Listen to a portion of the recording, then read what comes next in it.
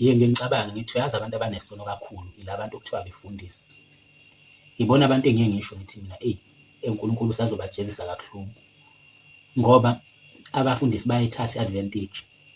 Uyazi sengike ngayibuka mina lento kaningi ngithi mina uyazi mfowethu ayikho into edukiseka kalula njengomuntu. Umuntu ngisho ngasho ngisho ngaqamba maphi amanga ngisho ngasobala kanjani, kodwa ebantwini abazongiphikisa ngizobathola ababili noma abathathu abazoyikholwa lento engizoyisho. Ngisho manje mina mangase ngithi mina ngiyingilosi nginamaphiko la ngemuva, noma kuthiwa lento ngitshela abantu abawu-10 bengiphikisa abawu-8 kodwa ababili bazokholwa lento engishoyo, bazokholwa ngempela ukuthi ngiyingilosi nginamaphiko. So ngicabanga lento lena ngithi ayikho into ehlungu njengokuba umuntu, ngoba umuntu udukiseka kalula. Umuntu uma uke wathi nje uvele ekhole leyo nto leyo, ngisho wathiwa leyo nto leyo kuyavela ukuthi hayi bo akunjalo. Yazi kunjengani lento leyo, kunjengokuthi uma ngase kuthiwa nje ngiyaqhamuka nje mina ngoba ngiyimina kanje, yabo, mhlawumbe ngiyiphathe lo 100 rand abawu-10 bese ngizothi mina nginemali eningi isigwili, yabo, bese ngilokhu ngichuma ngaleli 1000 ngilokhu ngilivala kanje. Ngizothola unqwaba yehlwele kuthiwa isigwili lesiyana unemali lwa muntu, yabo, ngenxa yomqondo womuntu ukuthi umqondo womuntu uconvert-eka kalula, yabo. Ngicabanga lo Sisi-ke njalo lo ukuthi uyiSitabane, bengizofaka ividiyo yakhe ngqo manje angifuni ukufaka ividiyo yeSitabane.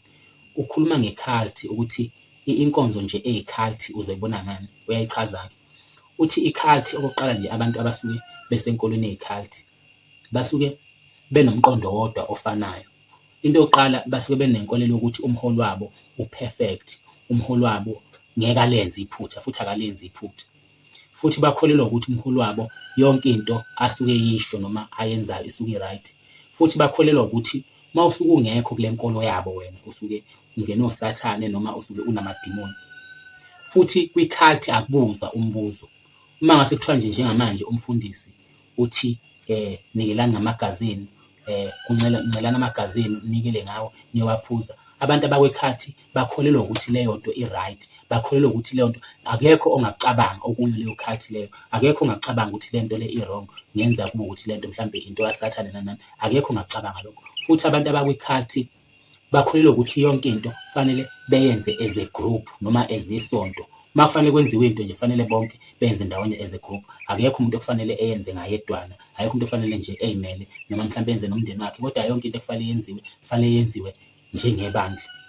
Siyichazile-ke le nto lena lesaSitabane, sayichaza ngayibona futhi thema yichaza ngayibona kwezinye iy'nkolo, ngathi le nto lena yazi ukuthi le nto ngqo eke siyibone kwezinye iy'nkolo, kodwa uthole ukuthi ngempela abantu bakhona bavalekile engqondweni zabo futhi abasolutho.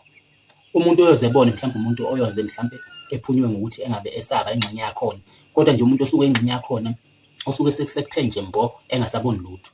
Abanye abantu ebabona njengabadukisi, abanye abantu ebabona njengabantu abangenosathane abangakholwa.